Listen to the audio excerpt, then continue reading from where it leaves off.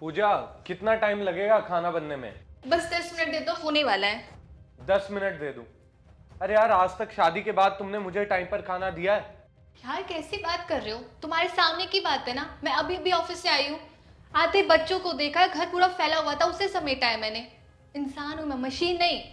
और तुमने कभी मेरी मदद करवाई है किसी काम में? अच्छा, तो अब ये औरतों वाले काम मैं करूंगा? औरतों वाले काम से तुम्हारा क्या मतलब है? अगर तुम मेरी मदद करवा दोगे, इज्जत कम हो जाएगी क्या तुम्हारी? इज्जत कम हो जाएगी? अरे इज्जत बचेगी नहीं मेरी। और ये सब काम ना औरतों के होते हैं। मुझे मत बताओ कि मुझे क्या करना है क्या नहीं। जिद बहस करने की जरूरत नहीं है, चुपचाप खाना ला कर दो।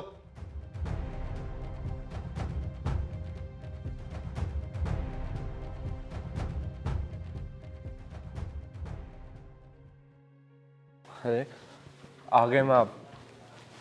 कैसे हो? मैं तो अच्छी हूँ बेटा, तू बता तू कैसा है? माँ क्या बताऊं अब मैं आपको। जब से शादी हुई है ना, तब से पूजा ने एक बार भी मुझे टाइम पर खाना नहीं दिया।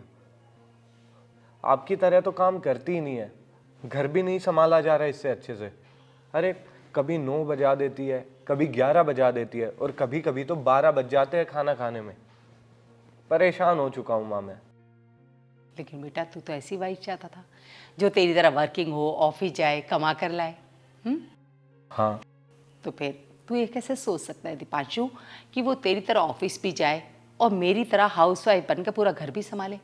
देख बेटा, तू ऑफिस से वापस आने के बाद ना घर के कोई काम नहीं करता।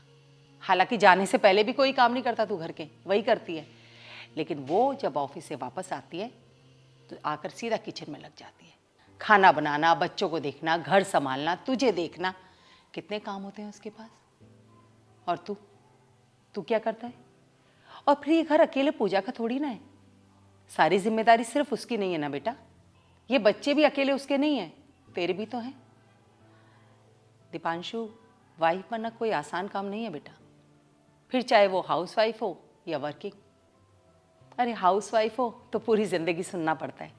घर में तो रहती हो, 4 काम ही होते हैं घर के, तुम करती क्या हो? सारा दिन आराम ही तो करती हो। और अगर वर्किंग हो तो अरे कमा कर लाती हो, ऑफिस जाती हो तो क्या कमाल है, घर भी तो तुम्हें संभालना है, ये भी तुम्हारी जिम्मेदारी है। तू जानता है मेरे साथ भी ऐसा ही होता था। मैं सारा दिन घर में लगी रहती थी, एक पैर पे खड़ी रहती थी, फिर भी यही सुनने को मिलता था, अरे करती क्या हो, सारे दिन घर में ही तो रहती हो, काम ही क्या होता है तुम्हारे पास? तुझे तो याद होगा ना जब तेरे पापा ऐसा कहते थे, तुझे कितना बुरा लगता था। हाँ माँ, मुझे सब याद है। तो बेटा तुझे तो खुद से ही पूजा के घर के कामों में मदद करनी चाहिए, है ना? आप सही कह रहे हो माँ। उस बेचारी के पास भी वही 24 घंटे है जो मेरे पास है। उसके पास भी वही 2 हाथ है जो मेरे पास है। फिर भी वो एक टाइम पे 2 ड्यूटी करती है। घर भी संभालती है, ऑफिस भी जाती है, बच्चों को भी संभालती है। और मैं क्या करता हूँ?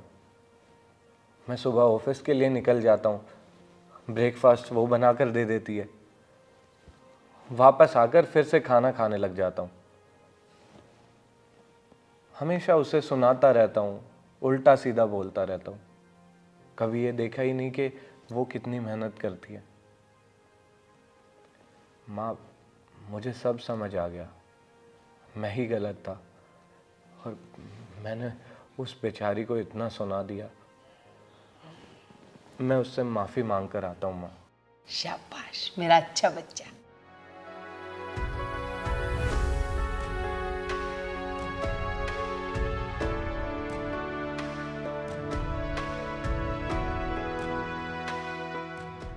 पूजा,